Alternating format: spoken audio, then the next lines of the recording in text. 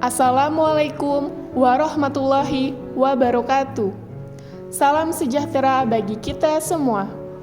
Perkenalkan, kami dari kelompok PPL, Program Profesi Guru Universitas Muhammadiyah Purwokerto tahun 2022, akan menyampaikan mata kuliah pemahaman peserta didik dengan topik profiling peserta didik.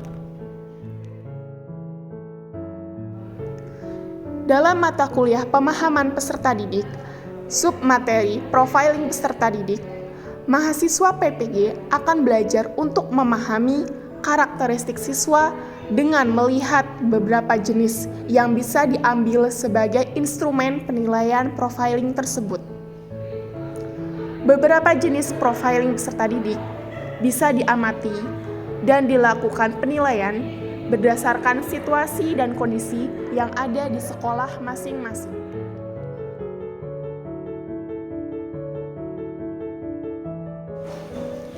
Pengertian profiling peserta didik. Agar pembelajaran menjadi efektif, maka penting bagi pendidik untuk mengetahui dengan jelas bagaimana gambaran peserta didik yang ada di dalam kelas. Pendidik sangat dianjurkan untuk dapat membuat profil dari peserta didiknya sesuai dengan tujuan pembelajaran di kelas. Seberapa jauh pendidik mengenal mereka? Apakah ada perbedaan pada setiap peserta didik?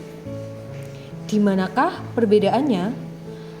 Hal ini akan membantu pendidik untuk dapat mengolah kelas serta memberikan pengajaran dengan lebih baik apabila pendidik berhasil memetakan kondisi para peserta didik di kelas. Oleh karena itu, sebagai pendidik, kita perlu memahami karakteristik dari peserta didik yang ada di kelas. Suatu proses pembelajaran akan dapat berlangsung secara efektif atau tidak sangat ditentukan oleh seberapa tinggi tingkat pemahaman pendidik tentang karakteristik peserta didiknya. Pemahaman karakteristik peserta didik sangat menentukan hasil belajar yang akan dicapai, aktivitas yang perlu dilakukan, dan asesmen yang tepat bagi peserta didik. Atas dasar ini, sebenarnya karakteristik peserta didik harus menjadi perhatian dan pijakan pendidik dalam melakukan seluruh aktivitas pembelajaran.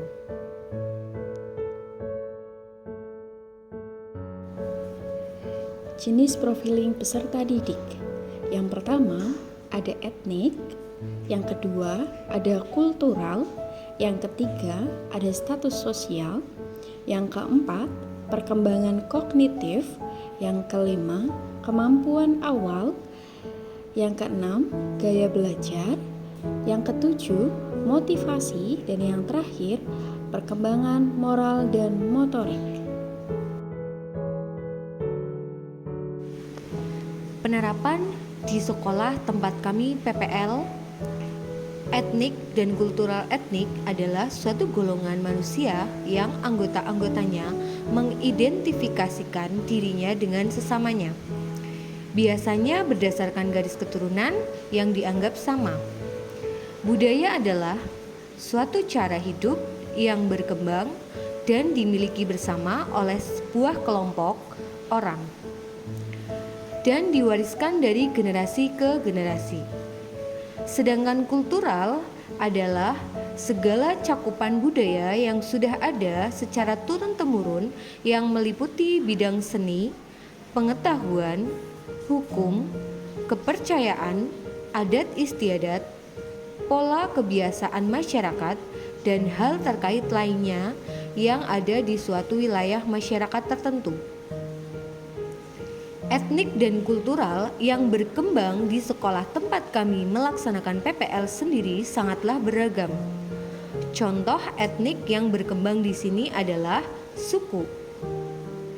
Suku-suku yang mengenyam pendidikan di sekolah tempat kami melaksanakan PPL tidak hanya berasal dari satu suku saja.